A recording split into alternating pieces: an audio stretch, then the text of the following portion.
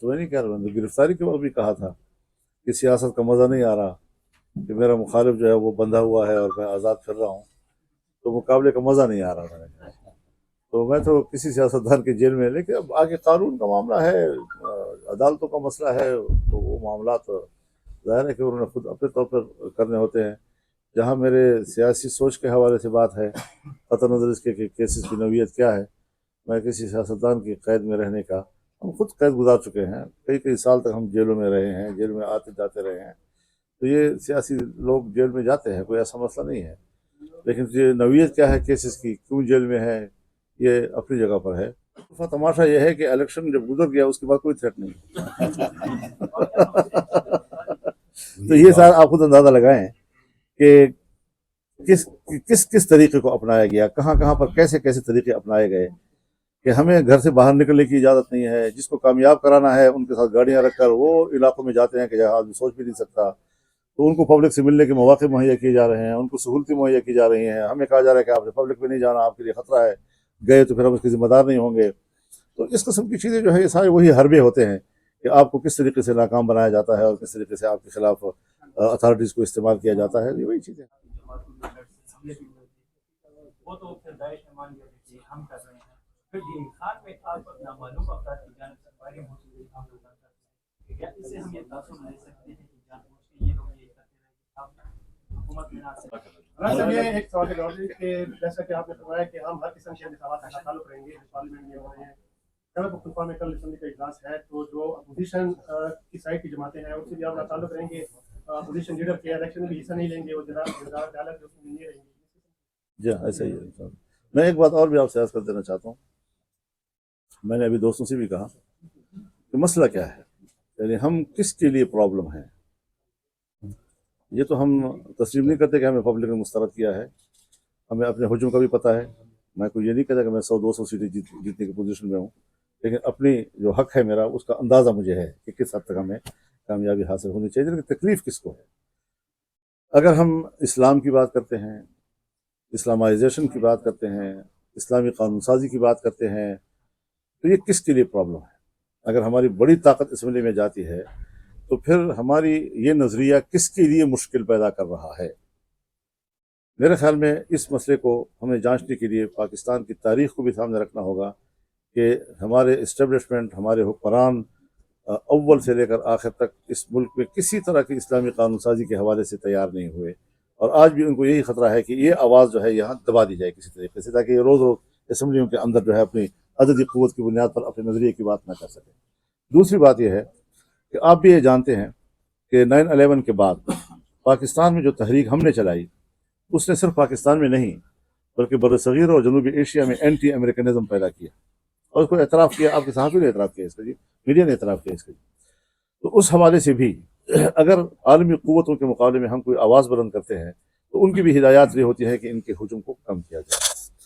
اور پھر ایسے وقت میں جبکہ امارت اسلامیہ کا استحکام امریکہ اور مغربی دنیا کو قبول نہیں ہے، اور پاکستان افغانستان کو لڑانے کے لیے منصوبہ بندی بھی کی جا رہی ہے، اور اس بیچ میں ہم آتے ہیں اور دونوں ملکوں کے تعلقات کو بہتر بنانے میں کردار ادا کرتے ہیں، تو ظاہر ہے کہ اس کا نتیجہ افغانستان کے استحکام بھی ہوگا، پاکستان کا استحکام بھی ہوگا. یہ بھی ان کی نظر میں کھٹک رہا ہے کہ یہ پارٹی ہے کہ اس کو اتنا بڑا کردار نہ دیا جائے کہ وہ افغانستان کے اندر امارت اسلامیہ کے استحکام کا ذریعہ بنے. ایسے موقع پر جبکہ ساری امریکہ اور مغربی دنیا اسرائیل کی پشت پہ کھڑی ہے اور فلسطین اور اسرائیل کی لڑائی ہوئی اور ہم کھل کر میدان میں آئے، ہم نے جلسے کیے، پشاور کے بڑے جلسے میں ان کے نمائندے کو بلایا، کوئٹہ میں ہوا، کراچی میں ہوا، پھر ہم قطر گئے، ان کی قیادت سے ملے. تو یہ بھی بین الاقوامی دنیا کو بڑا کھٹکا ہے کہ بھئی ایک قوت ایسی ہے کہ جو کھل کر اسرائیل کی مخالفت میں اور فلسطینیوں کے حق میں سامنے آ رہی ہے اور ہمارے لیے مشکلات پیدا کر سکتی ہے. تو ایسے لوگوں کو اسمبلیوں سے باہر رکھا جائے.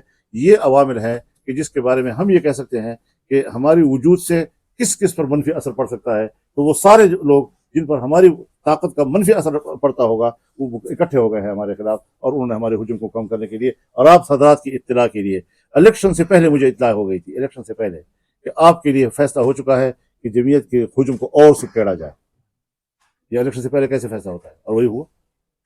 آپ خود اندازہ لگا لیں اس سے. مولانا صاحب یہ بتائیں کہ جو افغانستان کا مولانا صاحب سسٹم سے باہر ہو گئے ہیں، اور دوسری طرف آپ کسی نہ کسی طریقے سے سسٹم کا حصہ بھی ہیں، یعنی گورنر صاحب موجود ہیں اور آپ تو پھر اسمبلیوں میں بھی جائیں گے. جب آپ اسمبلی میں جائیں گے تو پھر آپ کا وہ جو باہر ایک احتجاج ہے اس کی क्या वो कर रहे थे? 2018 में भी ऐसा ही था जी, हम असेंबली में भी थे और हमने कहा कि गलत है। मुस्लिम लीग भी असेंबली में थी और कहती थी कि गलत है। पीपल्स पार्टी भी असेंबली में थी और कहते थे कि धांधली हुई है। शरपाल खान भी असेंबली में थे कोई यहाँ सूबाई में, लेकिन उन्होंने कहा कि गलत हुआ है। तो तमाम पार्टियों का एक ही मौक़िफ़ था। आज क्यों मौक़िफ़ तब्दील हो गया है, यही तो हमारा सवाल है। तकरीबन यही मैंडेट सबको मिला है, तो उस वक्त क्यों धांधली थी और आज क्यों वो धांधली नहीं है। तो हमने अपना तसल्सल बरकरार रखा हुआ है। वो एस्टेब्लिशमेंट की जानिब देख के फैसले करते हैं, तो कहते हैं कि बस मुझे कुछ दे देगा, तो क्या आइंदा के लिए जेयूआई या दीगर पार्टियां उसकी तरफ नहीं बिल्कुल आपकी बात सही है। मिले तो एहतजाज करते हैं। जी बिल्कुल सही है आपकी बात।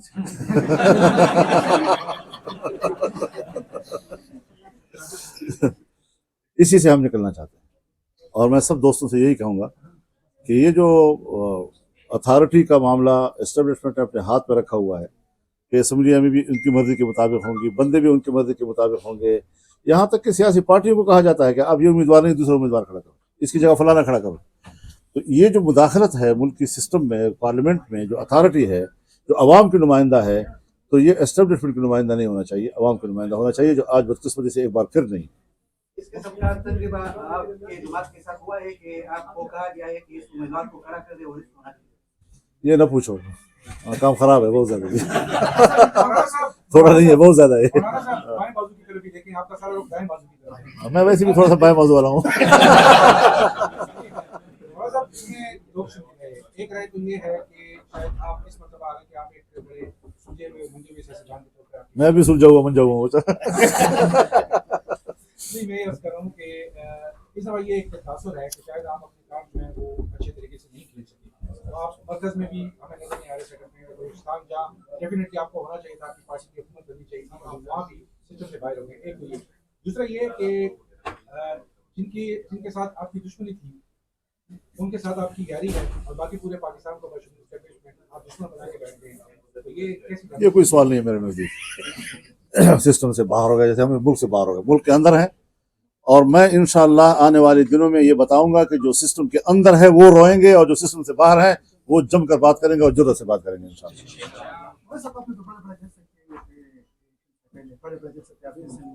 बेटा मैं आपको एक बात बता दूं, हमने सारी ज़िंदगी इलेक्शन लड़े। मेरी ये दाढ़ी इलेक्शनों में सफ़ेद हुई है। सन 1965 का इलेक्शन मुझे याद है, जब बीडी सिस्टम का इलेक्शन था। और फिर सन 70 का इलेक्शन में तो मैंने खुद कैंपेन चलाई है अपने वाले साहब की। तो आज तक इलेक्शन हम लड़ रहे हैं। इलेक्शन कैंपेन में ही पब्लिक को पता चल जाता है कि इस हलके में किन किन का आपस में मुकाबला है, कौन जीत रहा है कौन हार रहा है। यानी इसमें फौरन लोगों को पता चल जाता है। और यहाँ पर नताइज जो है ऐसे लोगों के हक में आए हैं जो इलेक्शन में नजर ही नहीं आ रहे थे, घरों में सोए हुए, इलेक्शन से दस्तबरदार शुदा लोग, वो कामयाब हो गए। आप खुद जरा अंदाजा लगाएं ये क्या इलेक्शन थे जी। तो इस तरीके से नहीं होगा इंशाल्लाह। ये जो आप समझते हैं कि ये तो इन हो गए और हम बाहर रह गए हैं, ये इन होकर भी रोएंगे। मुल्क नहीं चलेगा इनसे, ये सिस्टम चलने वाला नहीं है, ये कोलैप्स कर जाएगा। अब ये जो निज़ाम है मुल्क के अंदर का, ये तो तमाम हो जाए, लेकिन मुझे ख़तरा है कि मुल्क कोलैप्स न कर जाए। तो हमने तो हमेशा इस मुल्क की बका और सलामती और उसके इस्तेहकाम की जंग लड़ी है, और उसका सिला जिस तरह फिर एस्टेब्लिशमेंट ने हमें दिया है, इस तमाम तब्दीली की जिम्मेदार वही क़ुव्वत है। अगर पीटीआई जीती है तो फिर हुकूमत दे उनको ना, और अगर वाकई वो समझते कि हमने धांधली नहीं की तो फिर 9 मई का जो बयानिया है वो तो दफन हो गया ना। फिर तस्लीम करें ना कि कौम ने बागी को वोट दिया जी, और हम एक बागी को जो है सुबह का वज़ीर आला बना रहे हैं। तस्लीम करें फिर इस बात को, फिर शर्माना किस चीज़ है। मौलाना साहब, इंतखाबात 2024 में दोबारा देख रहे हैं आप, 5 साल बाद ही होंगे। अगर तो इनकी मुदाखलत है और इनके बगैर नहीं है तो फिर तो कोई फ़ायदा नहीं उसका इलेक्शन का। हो भी तो कोई फ़ायदा नहीं, न हो तो भी कोई फ़ायदा नहीं। मौलाना साहब, बात का जो इजलास हुआ है केपी का और साहब का बाटा का, उसमें फैसले क्या हुए हैं? और देखिए उसमें एक तो हमने मरकज़ी मजलिस आमला के फ़ैसले पर अपनी सूबाई जमातों को एतमाद में रहना था और उनको ज़रा उन असबाब वजूहात से आगाह करना था कि जिस पर हमने इस फ़ैसले पे आने पे मजबूर हुए हैं। और दूसरा ये कि हमें इख्तियार नहीं था दस्तूरी लिहाज से अपनी पार्टी की दस्तूर के हवाले से कि हम ये फ़ैसला कर सकें कि हम पार्लिमानी सियासत करें भी या ना। अगर पार्लिमान ये हो तो फिर इस पार्लिमान की सियासत करना क्या फ़ायदा। तो इस हवाले से जनरल कौंसिल के पास इख्तियार है, तो चारों सूबों का ज़रा उनको एतमाद में लेने के बाद फिर जो जनरल कौंसिल मरकज़ी है हमारी उसका इजलास होगा और उस पर इस मौजू पर बात होगी। फिर जनरल कौंसिल सबसे बाइख्तियार इदारा है, वो जो फैसला करेगा। कल हलफदारी की तकलीफ हो रही है जी यहाँ पर जो लोग हैं जेवाई वो क्या हलफ देंगे या हाँ, वो तो हमने कहा कि जब तक हम पार्लिमानी निज़ाम से लाताल्लुक़ी का ऐलान नहीं करते तब तक हमारा पार्लिमानी किरदार जारी रहेगा। मौलाना साहब अभी सदारती इलेक्शन भी आ रहे हैं जिसमें आप तो क्या उनकी हिमायत हो सकती है या दूसरी पार्टी के उम्मीदवार की हिमायत? उसूली फैसला हमारा यही है कि हम इसमें किसी किस्म के वोट में हिस्सा ना होना चाहिए। और सब ये बताइए कि आप कहते हैं कि सिस्टम चलने वाला नहीं है, ये लोग नहीं चला सकते, फिर हल क्या है? गैर मुमकिन है कि हालात की गुत्थी सुलझे, अहले दानिश ने बड़े सोच के उलझाई है।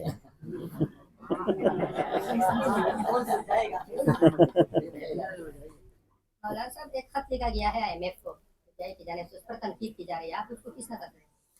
देखिए मैं नज़रियाती आदमी हूँ, मैं IMF को इतना इन्वॉल्व करना, वैसे भी उनके रवैये हमारे साथ अच्छे नहीं हैं। कुछ इक़्तिसादी तौर पर हम इतने कमज़ोर हुए हैं माजी में कि वहाँ पर भी हमारे लिए बहुत सी मुश्किलात होती हैं, बहुत सख्त शराइत पर वो हमसे बात करते हैं। तो इस हवाले से हर चंद के ये मसला है। अब जिस वक्त हमने कहा था कि वो असम्बली गलत है, वहाँ पर तो IMF जो है उसके हाथ सब कुछ बेचा गया। हमारा स्टेट बैंक उनके हवाले किया गया, बड़े बड़े असासे उनके हवाले किए गए। मेरे ख्याल में हमें किसी बाहर के इदारों को इस हद तक मुदाखलत के लिए दावत नहीं देनी चाहिए। मौलाना साहब अगर एहतजाज आपकी तरफ से हो तो फिर PTI के साथ इकट्ठे एक बात जहन में रखें जी कि आप लोग ख़ास तौर पर जो हमारी सहाफ़ती दुनिया है, अगर कहीं पर कोई आदमी एक पहला कदम उठाता है तो आप फ़ौरन उसको मंजिल पे पहुंचा देते हैं, हालांकि मंजिल में अभी कोसों कोसों कोसों सफ़र होता है। वो ज़रूर तशरीफ़ लाए हैं, हमने उनको खैर मक़दम किया। मेहमान की इज़्ज़त हमारा कल्चर है, हमारी तहज़ीब व तमद्दुन का हिस्सा है। लेकिन ज़ाहिर है कि इख्तिलाफ़ात भी हैं, हमारे तहफ़्फ़ुज़ात भी हैं उनके हवाले से, उनके नज़रियात, उनके एजेंडे के हवाले से, और उनके और हमारे दरमियान कोई एक दीवार हायल नहीं है बल्कि पहाड़ हायल है। उनको हम कैसे सर करेंगे, किस तरीके से हम तहफ़्फ़ुज़ात दूर करेंगे। लेकिन एक सियासी जमात और एक सियासी कारकुन की हैसियत से मैं ये ज़रूर कह सकता हूँ कि अगर कोई फ़रीक़ मामलात को तय करने पर आमादा है और वो संजीदा हैं इसमें कि हम जमीयत के तहफ़्फ़ुज़ात को दूर करना चाहते हैं, तो सियासी आदमी मुज़ाकरात भी करता है, वो मसले के हल का इनकार भी नहीं करता, वो एक मंजिल तक पहुंचना भी चाहता है। हम कोई बंदूक की सियासत तो नहीं कर रहे, हम तो दलील की सियासत करते हैं, और अगर हमें कोई मुतमईन कर सकता है तो हम उसमें रुकावट भी नहीं है। लेकिन अभी इसमें मरहला बहुत बाकी है, फौरी तौर पर ये शायद हम न कह सकें कि हमारे मामला तय हो गए हैं। हाँ, कुछ उसको हम एक अच्छी शुरुआत कह सकते हैं। साहब ये फरमाइए कि एक तो आपने जैसे फरमाया कि इजलास था और एक उसमें जमात लगा रही है, आपस में कोई हुआ है, राब्ता हुआ है और कोई इकट्ठा एहतजाज का प्रोग्राम लिया? ये सवाल तो हो गया एक दफ़ा, लेकिन मेरा ख्याल है कि आप अगर थोड़ी सी हमारी जमात की जो स्ट्रक्चर है उस पर ख्याल करें। इस वक्त तक तो सूबे अपने अपने तौर पे एहतजाज का तरीक़ाकार तय कर रहे हैं। तो सिंध में एक अंदाज से होगा, बलूचिस्तान में और अंदाज से। यहाँ मरकज़ का इजलास जब होगा और उसमें जो तय होगा उसके मुताबिक पूरे मुल्क में यकसां हमारा एक्शन होगा और उस हवाले से हमारे इक़दाम होंगे। मौलाना साहब ये मरकज़ में हुकूमत साजी के हवाले से या बलूचिस्तान में हुकूमत में शमूलियत जेवाई के हवाले से राबिते हुए आपकी जमात के साथ? सियासी लोग राब्ते तो करते हैं, राब्ते तो ऐसी चीज़ नहीं है कि जो सियासत में नहीं हुआ करते, लेकिन हमारी पोजीशन बड़ी वाज़ेह है कि हम किसी हुकूमत में शामिल नहीं होना चाहते। हमें सिस्टम से बाहर नहीं किया गया है, बल्कि हमने सिस्टम से बाहर रहने का फ़ैसला किया। मौलाना साहब असेसमेंट तो क्या होगा खैबर पख्तूनख्वा असेंबली में और